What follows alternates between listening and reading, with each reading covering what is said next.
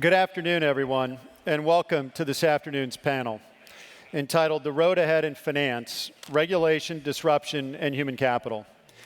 My name is Tim O'Hara, and I'm delighted and particularly honored to be here today leading a discussion with such a distinguished group of panelists. Joining me are, and first from my far left, is Darrell White, who's the CEO of BMO Capital Markets. Steve Schwartzman, it's an action shot of Steve, Chairman, CEO, and co-founder of Blackstone. Just made it. Chairman Tim Massid, Chairman of the Commodities Futures Trading Commission. Then on my right is Paul Hamill, the Global Head of Fixed Income, Currencies, and Commodities at Citadel Securities, and Manny Friedman, the CEO of EJF Capital. Gentlemen, it's great to be here with you, and thanks so much in advance for doing this panel. I'll keep my remarks short because I know all of you really want to hear from the panelists, but just to give us some context for the discussion. Here we are 8+ years into the recovery post the financial crisis, yet governments and central banks are as actively as ever devising and implementing new regulations in an effort to divert another potential downturn. Some of the desired outcomes achieved within the industry include the shoring up of bank balance sheets and the reduction of leverage in the system. But at what cost? There is noticeably less liquidity in the markets today, and demands on intermediaries to cut costs have reached unprecedented levels. As a result, many of the largest financial institutions are being forced to rethink their business models and human capital strategies, with an ever-growing eye on the role that technology can play in those efforts. We will pursue these themes and more with our panelists. So maybe to start, Manny, I'm going to start with you. You've been in the financial services industry a long time. You began your career at Legg Mason in the 1970s, and you subsequently founded not one but two formidable asset management firms, broker-dealers along the way that bore your name, Friedman Billings Ramsey in 1989, and your current venture, EJF Capital, which you founded in 2005. As such, you're no stranger to industry reform, regulatory intervention, and the opportunities that arise from them. That said, is there anything different about the current environment compared to what you'd seen going to earlier in your career, and particularly today, the interplay between regulators, markets, and market participants than you saw even 10 or maybe 20 or 30 years ago? Well, obviously, the 2009 disaster meltdown changed the landscape in a couple days. So today, of course, financial institutions, regulated financial institutions, at least the larger ones, are obviously rapidly becoming utilities. People should just view them as public utilities, and I think that's the political view, and that's the view of the regulators to a great extent. So what is amazing to me is that here it is 6-7 years after the crisis, and we're still seeing new rules, additional rules, constant changes. So this is something I wouldn't have believed in my wildest imagination. And on top of that, you have to throw in something new that's really happened in the last 5 years, and that is that everything today is extremely correlated, so that besides the fact that all financial institutions are highly regulated, theoretically to take away the systemic risk, but the world is not a static world. And so today you have massive currency swings, you have zero interest rates, you have -2 interest rates, you have oil going from 100 to 27 to 42 as sort of the canary in the coal mine for inflation. So you have all these huge black swans out there on top of just the, the enormous effort to make the bank safe. So it's really something I certainly have never seen in my lifetime. I guess, Manny, though, you refer to the black swans. wouldn't that on some level, if those are risks that are out there, particularly low interest rates for a long time from central banks, wouldn't that speak to the need on some level, one could argue, for more regulation rather than less of some parts of the financial services industry? You can argue it, but the problem is, I was having this argument with Tim. The world is changing so quickly, he can't regulate fast enough. He's the CFTC, he's regulating commodity contracts, and iron ore prices are doubling and tripling because the Chinese investor on the street, instead of buying a house, instead of buying cotton, is buying iron ore contracts. And it changes the world. And so, everything has gotten so interrelated.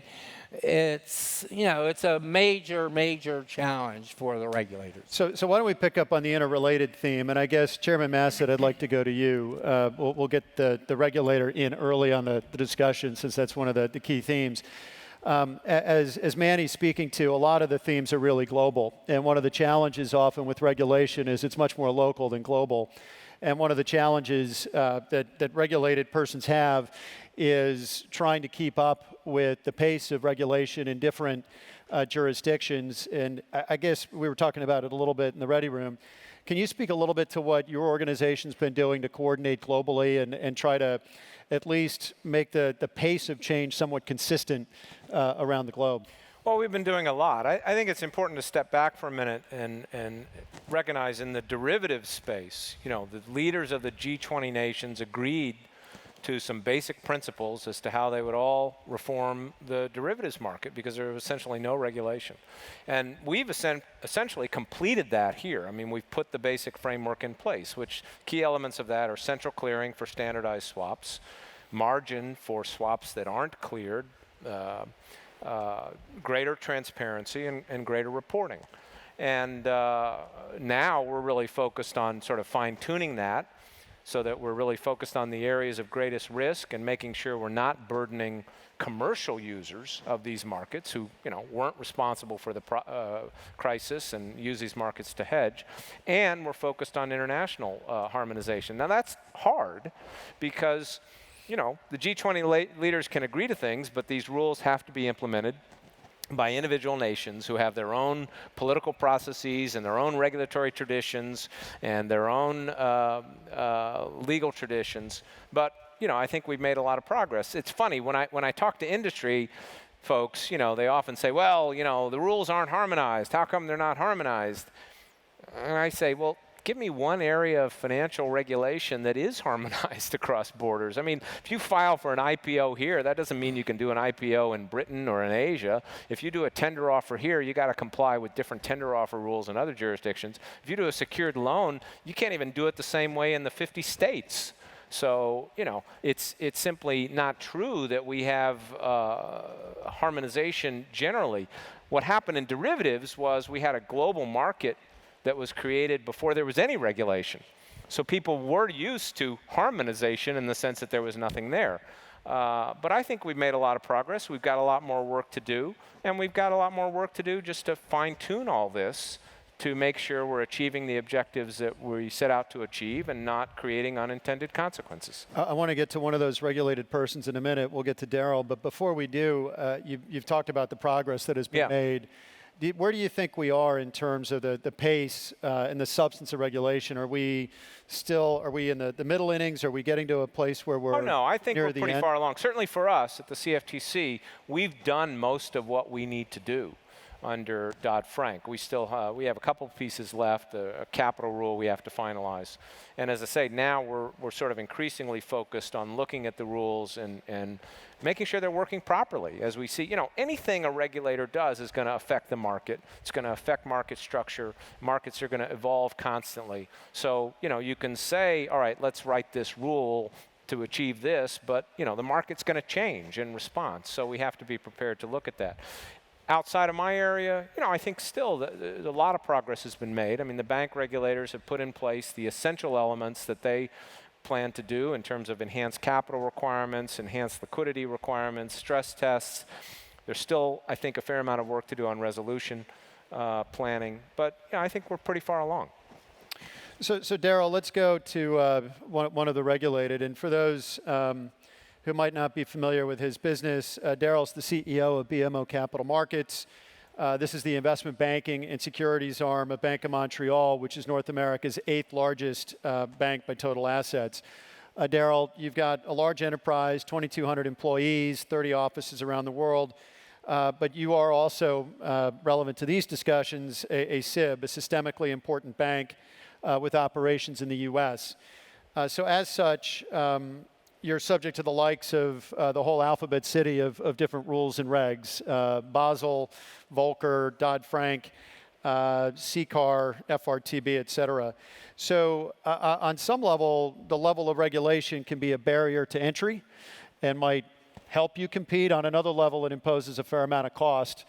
How do you approach the current situation at your firm, and how do you think about this as either a competitive hindrance or an opportunity for you? Well, Tim, I guess the first thing I would say on the topic of regulation is that I think regulation is a good thing. I think it's an appropriate mechanism for the system. It's been well discussed as to whether the pendulum swings too far, but I think that the framework and the context of this is important. And for those in the room that participate in the financial sector, you know this well, but for those who don't, and I'll speak from the perspective, as you put it, of a sort of the traditional sell-side investment bank, you know, we come from a place where pre-global financial crisis, we were in an ROE environment of, call it low 20s. In 2015, it was, as an industry, around 9%, and there's probably about 2% more of regulatory drag to go. So the industry doesn't return its cost of capital.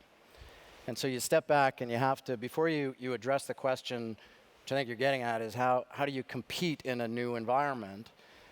You have to ask yourself why, what's changed, and a lot of things have changed. Regulatory environment is one of them, and we've talked about that a lot. At this conference over the last couple of days, we talked a lot about technology.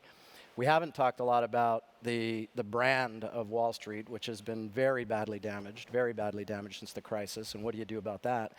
And then the last piece is the revenue picture. So irrespective of the 2 or 3 things I've talked about, the revenue picture is dramatically different. And so, you know, if you can picture a graph in your mind's eye, we weren't allowed to bring graphs, but there's a picture in my mind's eye of the revenue pool of wholesale capital markets businesses globally, writ large, from post-tech bubble to pre-global financial crisis. So in that 6-7 years, the average growth rate annually of the industry was 17%. So 17% means that if you're the average player, the average actor, the average banker, the average trader, the average salesperson, you didn't gain a point of market share from anybody. You stood still and you grew at 17%. And since the global financial crisis, it's minus 2%. And I don't know what it's going to be next year or the year after that. So you put all that together, and I think we're definitely at an inflection point that's probably more profound than any point in the history of the way capital markets, sell-side businesses have been managed. I think that you have to manage in a completely different way with the regulation, with the technology, with the revenue outlook and the brand. And this is going to sound awfully old-fashioned, but I think what it all comes back down to is the basics of going back to supremely good client service in a way that's been forgotten in an environment where you grew at 17% for doing things in a mediocre way, and having a real eye on the ball as far as your employees being your greatest asset. Because the technology and the regulation dominates the conversation for natural and obvious reasons, but we're all going to figure it out. And those who don't will just have to exit. And those who figure it out, this is going to take time, but put men on the moon 45 years ago. We're going to check those boxes. It's going to be back to basics that is going to cause the winners to compete. So there's some interesting numbers that you have there in your discussion. I guess the argument, and I've heard it from some of the folks that come from Chairman Massad's part of the world, that make the argument that some of that growth in the past was really a function of some of the leverage that was built into the system. A lot of it. And when you say the ROE in the industry was clearly challenged last year, but what's your view on where we get to in the future? In a less levered model, that's then less risky. Presumably, that ought to buy down the cost of equity. And when you're in that transition and making a lot of the investments in the things that need to be invested in as you transition through that model, where do you think that future cost of equity and return on equity is? Whether those are two are the same, curious as to your view. But where do you think that is when we get through that transition to the new models? Yeah, it's pretty difficult to judge that in the next 6 months, in the next year or 2 years. But I think when we sort of get over the hump, and it's not that far away, by the way, the hump, it'll continue to change, but we've learned a lot through this in terms of how to adapt and how to spend at an appropriate pace and an appropriate rhythm. I think the answer to your question is we can get back to an environment where the industry can return above 10%, but definitely less than 20. I think it's pretty hard to see a world where we're at 20. So I think you could see 13, 14, 15% against a cost of capital that's 4 or 5% lower than that. So Steve, I'd like to come over to you. I think people are well familiar with the firm that you founded 30 years ago. You guys now, I think as of March, have about $344 billion in assets. You have more than 2,100 employees, multiple business lines that span private equity, real estate, hedge funds, credit, direct lending, and also advisory services. But you also face, as you grow, some of the same challenges some of the world's largest financial services companies face. Lots of good competitors, and recently, at least in the last couple of quarters, some very challenging market environments for us all to operate in. So what are some of the things that you at Blackstone are doing to become better at delivering for your clients, at becoming more efficient in a time when markets have been more challenging? What are some of the things that you guys are doing? Well, we don't have 100% of the burdens of some of the other people who are up here on the platform, and we think we're running a simple business. And what we do in a consensual way internally is try and identify assets to buy that basically in most cases are things that we can make better, improve those assets, whether they're companies or whether they're real estate or whether we're extending credit to somebody as part of them making a company better. And then we do some stuff in the hedge fund area, which we try and do in a differentiated way. Our mode basically hasn't changed much in 30 years. Certainly hasn't changed much in 25. And we run a very horizontal business. I'm a great believer that everybody that we hire is as smart as anybody who's working at the firm for a long time. The only difference is they're younger. They don't have as much experience, but they're basically got the same talent, if not more. So what we try and do is run a completely open system, and we meet every Monday in each of our groups to share everything that's going on in the world, every geographic location, every deal. I'm a great believer in this kind of transparency. I think it's like giving a master class to the younger people. It communicates. It makes everyone feel that they're important because everyone is. Just imagine what it would be like if some of these people started making mistakes and you were using their numbers. You'd find out how important everyone is. And the technology has made an enormous difference for us. We didn't expand outside the United States until the year 2000 because I couldn't see anybody. And if I can't see them, I can't figure out what they're thinking, not what they're saying. Sometimes you look at somebody, they're scared out of their mind, and whatever the numbers say, you shouldn't be doing this. And so that inability to really communicate was hobbling as soon as video technology started in the way that you actually could talk to somebody and they could answer without you over talking each other. They're the kind of stuttery incomprehensible speech. We started very rapidly going around the world, which has been very successful for us. But you know, what we do is include everybody in the world in that call. And so it's just like watching television, except you can talk to the actors and actresses. And if you do things like that and develop a culture of no one person is responsible for any investment, it's the group itself that de-risks it. And one of the things we came up with was something very simple, that most people don't like being rejected. I don't know why that is. They find it somewhat deflating, and they don't like the person who criticizes what they're bringing to a table. And so once I figured that out, which didn't take long, when we make decisions on investments at our firm, everyone is required to criticize the investment. No one needs to tell you how good it is, because the people working on it always know how good it is, and you write something up. But if every person is responsible for being the chief risk officer, if you will, then the person and the team that's presenting an investment knows what's going to happen to them when they bring an investment. They'll basically be filleted by very bright, very capable people for the benefit of protecting our investors in the firm. If someone else is presenting, then the person who was previously filleted, becomes a filleter as well. So we've demystified decision making, and we specialize in trying to never ever lose money. Now, these simple rules don't need to be fine-tuned a hell of a lot.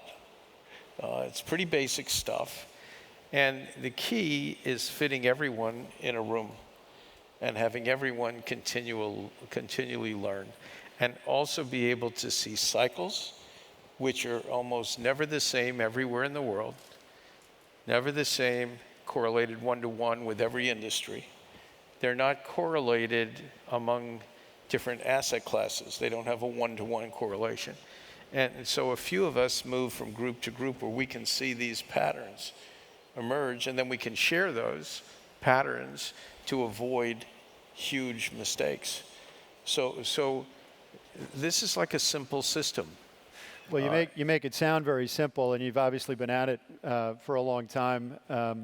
And it's impressive from the outside, the number of different asset classes that you're in. But I also wonder, just coming back to a little bit of what Daryl was talking about, when you see the growth declining in the bank, some of that is because they've been de-risking and reducing the scale and the scope of their activities. You said your business is very simple. Do you feel like you're seeing opportunities that come out of that, or is it? Yeah, well, some of the regulatory reach in the greater financial system, because of the sheer numbers of initiatives, have created non-businesses for certain institutions, which are actually quite fine businesses. We don't think they have much risk at all, nor did they even through the financial crisis. But somebody decided maybe they should have created more risk, even though they didn't have it. And so we've been able to go into some of those types of businesses with no adverse impact, except it's been extremely positive for us. But I'd rather it wasn't so good for us. I'd rather that the whole system would be better. I'd rather that capital could be extended to people who want to get it. My business overall would be better with a more robust economic system around the world. We're short-term winners, but there needs to be balance in the system. Safety and soundness is very important, but the more rules get pyramided, eventually they start interfering with just normal economic activity. I'm not talking speculation, I'm talking normal economic activity. And the losers there is society as a whole. No one tries to create bad outcomes, right? The people who are regulating believe they're doing a good job. The people who are legislating believe they're doing a good job. Everybody wants to be doing a good job. But sometimes there's just a plethora of these things with the law of unintended consequences. So we need to get to a situation where you have safety and soundness, but you have to have a free-floating, growing economy. A 2% growth economy in the United States is, I think, below potential. So one of the great sources of economic growth and productivity gains in the U.S. economy for a long time has been the pace of technological development and innovation. And I guess, Steve, you talked a little bit about how that's worked in your business in a very tangible way. I guess, Paul, I wanted to come around to you. You guys at Citadel have built a business that is well known to be you've got very much a technological bent. You originally, for those who don't know Paul, you had built some of the advanced trading systems at UBS, and you've had a large hand in building out Citadel Securities trading platforms, which have become quite impressive. You're frequently with market share of close to 15% of U.S. equity trading volumes. So maybe and we've talked in this conference, Amazon gets cited a lot as an example of a disruptor in the retail model. Of course, they're going much broader than just retail. But how are you at Citadel using new and advanced technologies to implement your strategy and take advantage of the opportunities that you see? Thanks. So yeah, I think that's an interesting perspective with Citadel. With Amazon. I would say Amazon's a great example. I think sometimes we talk about Netflix even as a great example. And they're just really examples of pretty major disruptions, revolutions almost, that happened in industries where there were incumbents providing a certain set of services, and there were certain new entrants who came. And really two things happened. One, there were enablers for them to think about innovating, which in this case, and we'll draw some parallels of finance in a second, but the enablers there were just the expansion and growth of the internet, let's say. But much more importantly, there were catalysts in the form of, say, commercial appetite. And I think that is often overlooked in this discussion. I mean, if you think about that situation, I don't know how many people would prefer to go back to getting in their car and driving into town to buy a New York Times bestseller or to go into town to rent a DVD. I think most people are very, very happy with what those innovations have delivered. And I think it is telling that there were incumbents in that environment, Blockbuster, Borders, for example, who could have innovated, but for some reason didn't see the dots to join that the disruptors and the new innovators saw. And of course, a large part of what the new innovators had on their side was a better understanding of the technology and the landscape of the future. And I think we feel in finance a similar revolution is underway. Some of the tailwinds around that, especially in the US, Chairman Mossad made reference to more open markets, more transparent markets, safer markets through the advent of things like central clearing, which really enable the same kind of innovation to occur. They enable new entrants and new liquidity providers to come in. And I wonder if anyone would disagree. I haven't met an institutional investor yet who wanted less liquidity. Everyone I talk to wants more liquidity, more ways of sourcing liquidity. And they want generally open markets, generally less friction around how they do business, generally lower cost, more transparency. So I think those are all the things that we see as the revolution in finance, and it happens across every product. But of course, at its core, these markets have become much more electronic, and they become much more, the ability to deliver differentiated value is almost certainly founded in technology and the approach to being able to look at data and big data and actually process and research market data in a way that can be translated through to, for example, hedging with correlated assets that reduce price impact. And those are the areas where we see an opportunity to innovate.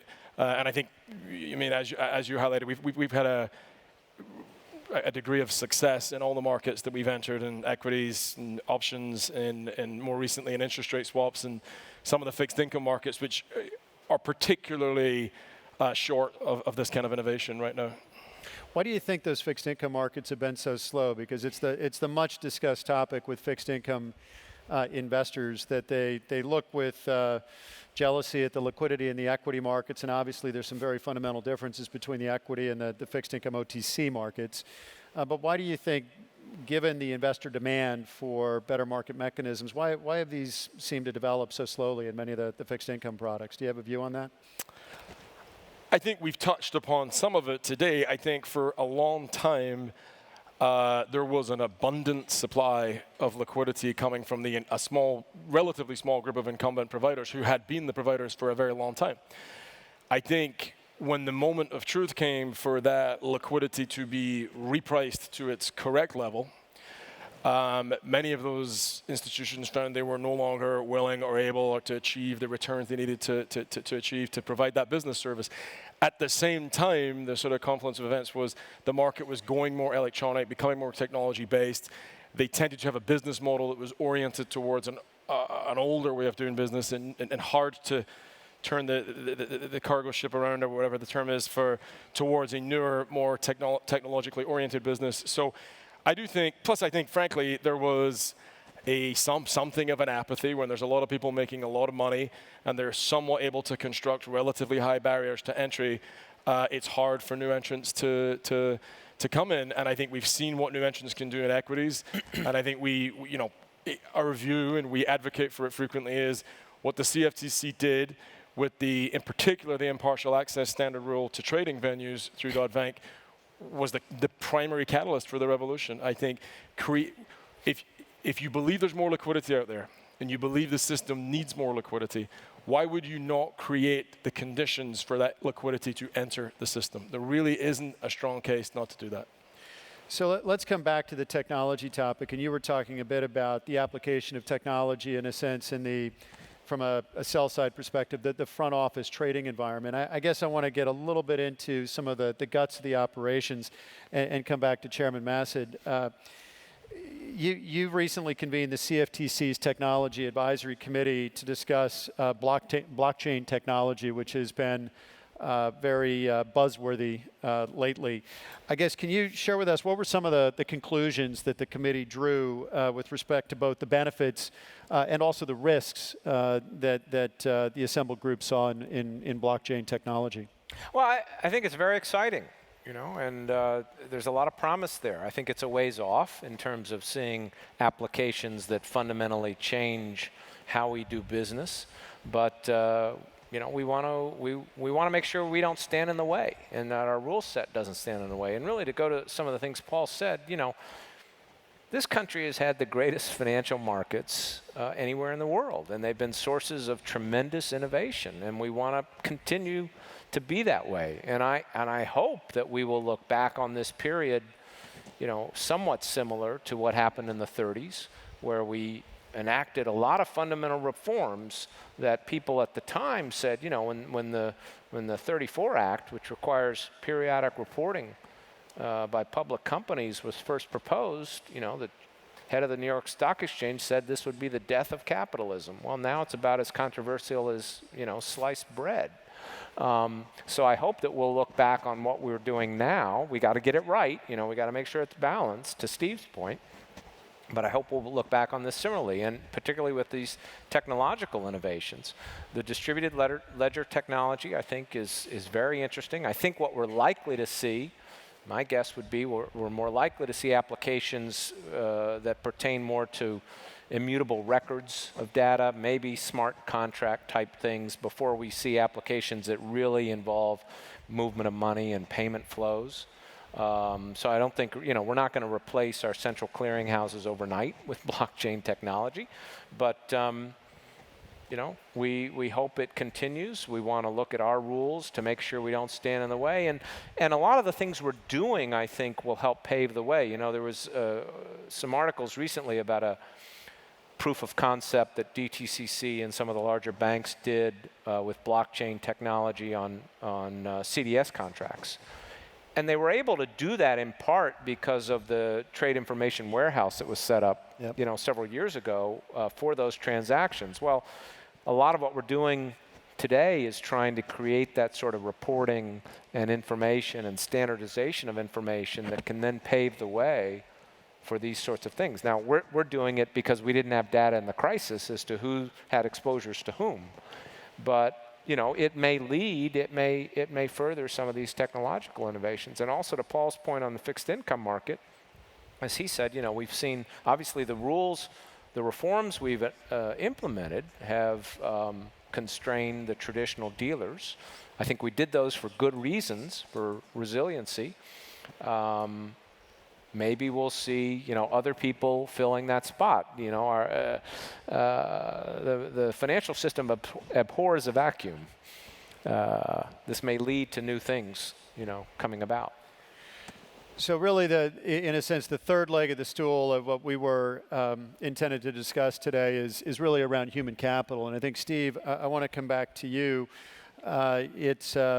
Before you started Blackstone, you actually worked on the sell side of the business for a while, so you've got a perspective from, in a sense, both sides, broadly speaking, of the business. And I'm curious as to what impact do you think the financial crisis has had on the culture of Wall Street, because you've seen it develop over a very long period of time, and then not only what impact has it had on the culture, but we talk increasingly about values. Daryl talked a little bit about this in his comments, and about the importance of the folks in the industry representing the right values to a broader, in a sense, societal audience. How is it at Blackstone? How do you think about culture and values in a Blackstone context, and instilling the values that you want to see reflected in the firm and the people that you bring into the firm? Well, I've always felt if you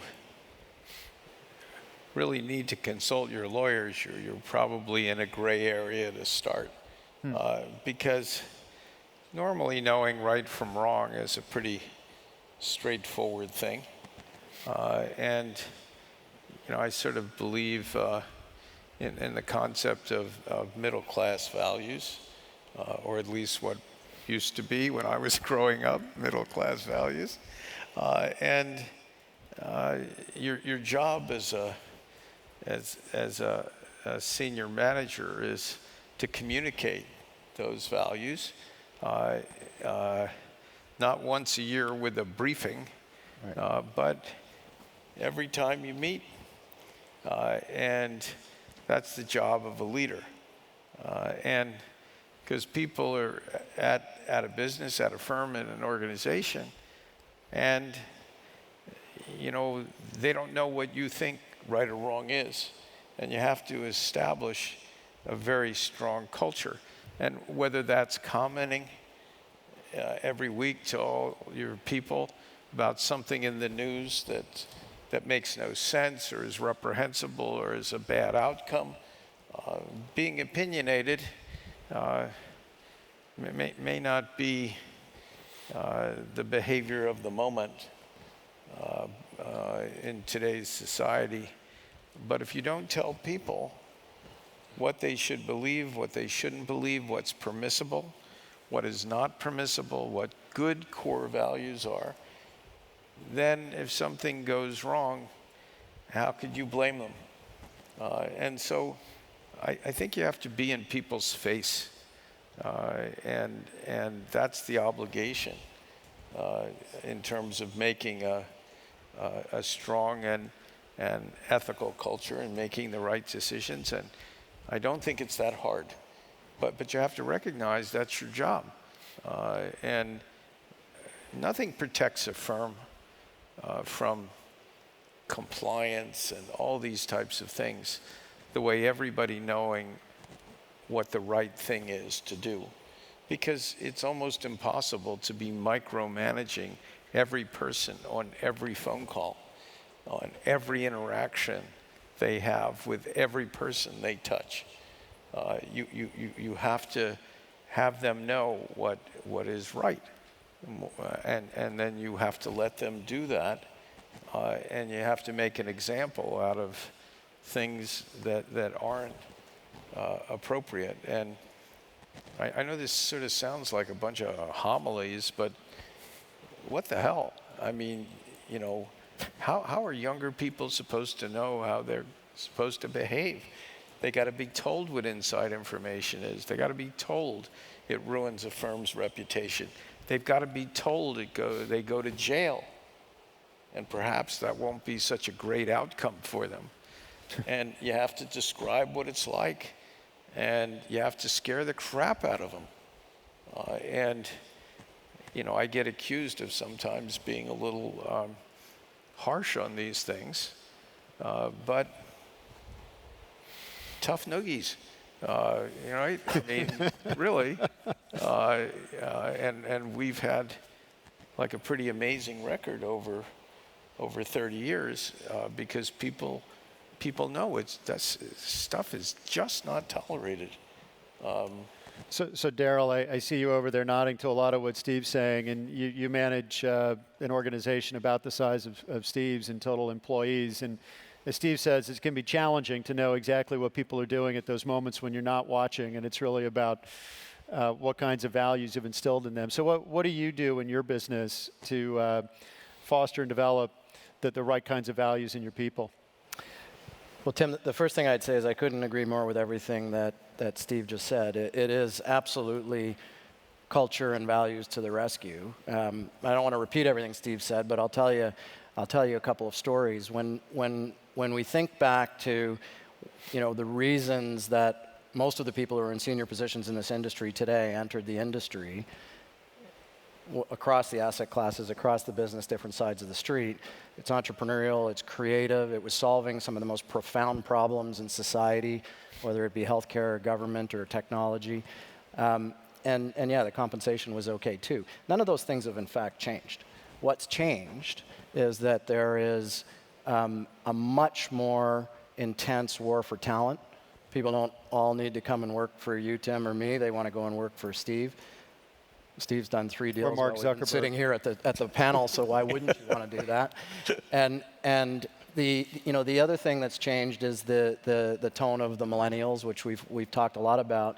And then the big one, I think, is the brand of the industry. And I think, as I mentioned earlier, I think it's in desperate need of repair. I was mentioning earlier, I was on a university campus in New York last week and having breakfast with a group of students that you've all met in the different times you've gone around and done these things, and you have those moments where you think, you know, these are the people against whom the me then would never have gotten hired. I'd be working at McDonald's because they're so bright and they're so valuable.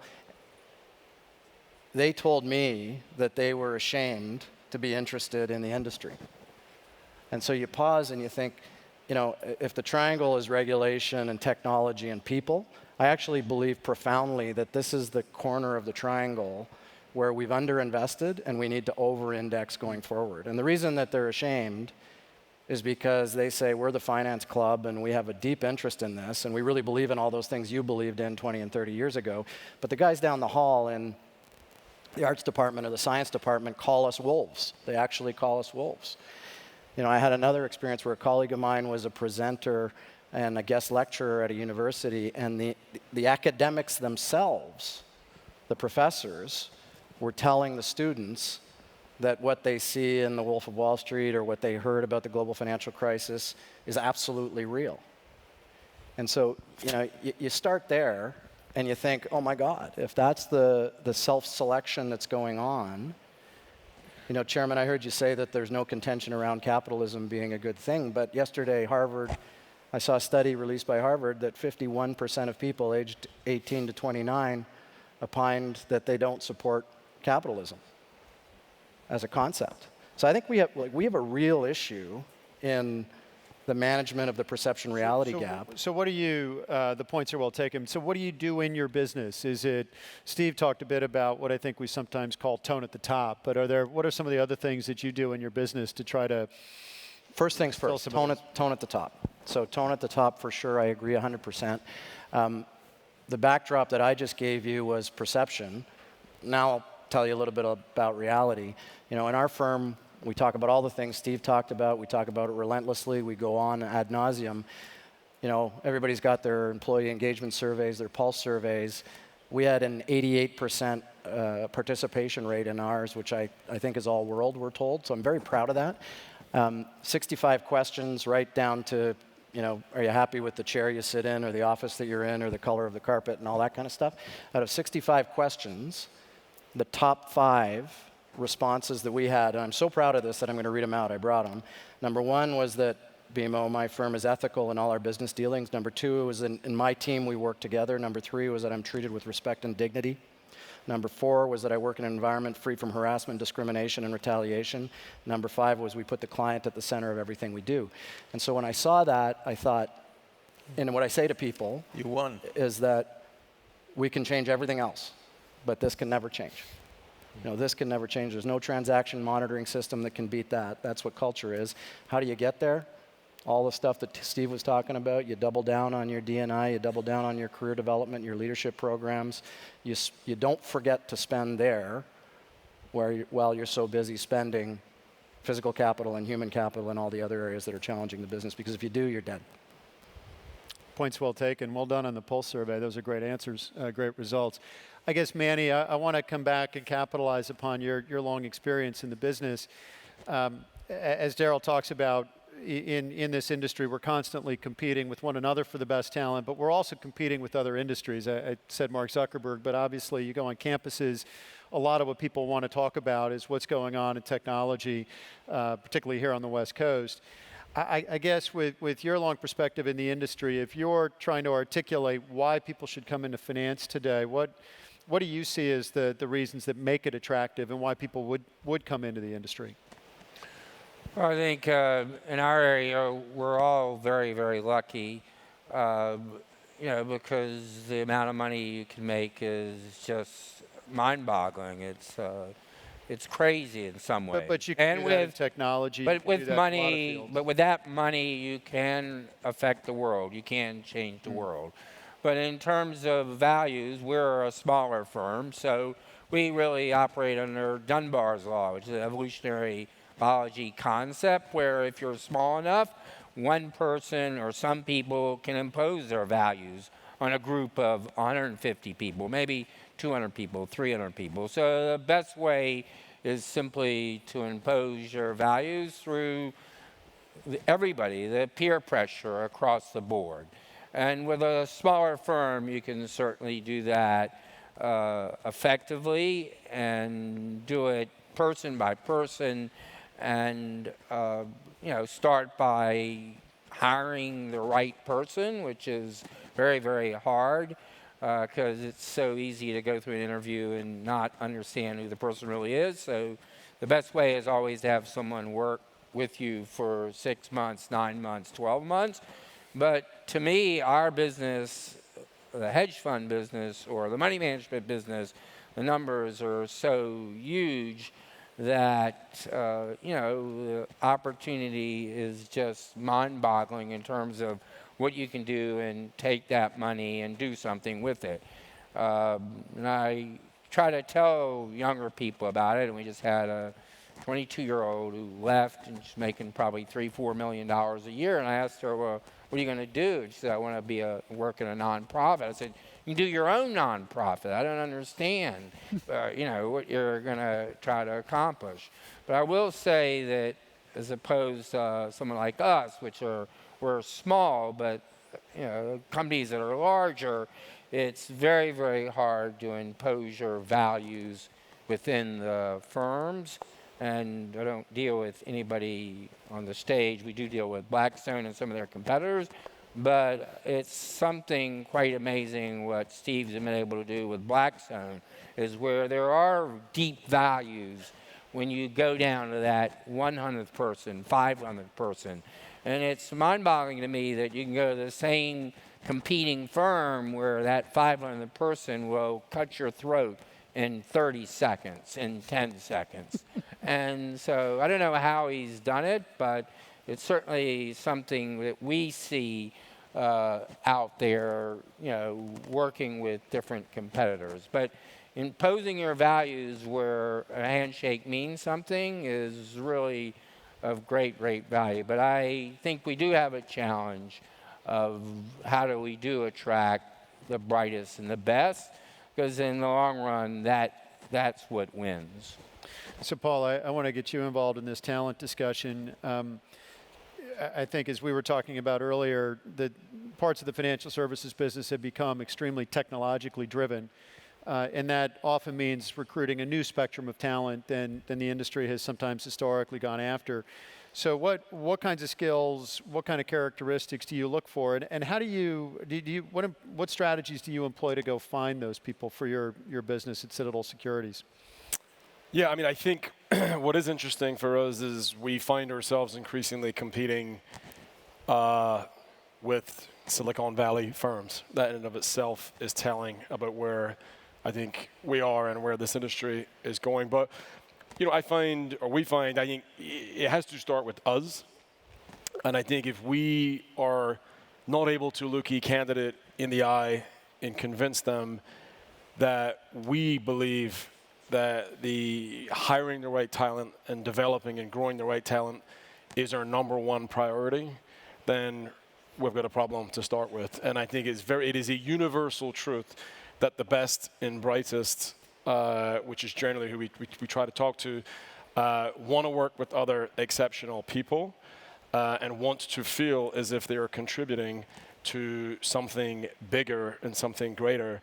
And I think what we strive to do is ensure we have a very, very clear perspective on what that something bigger and greater is. And that, you know, at Citadel Securities, obviously, which is the example we're talking about here, you know, we don't take it lightly. We are trying to revolutionize markets. We're trying to redefine and change financial markets because that needs to happen. There's a clear message and a clear opportunity to do that.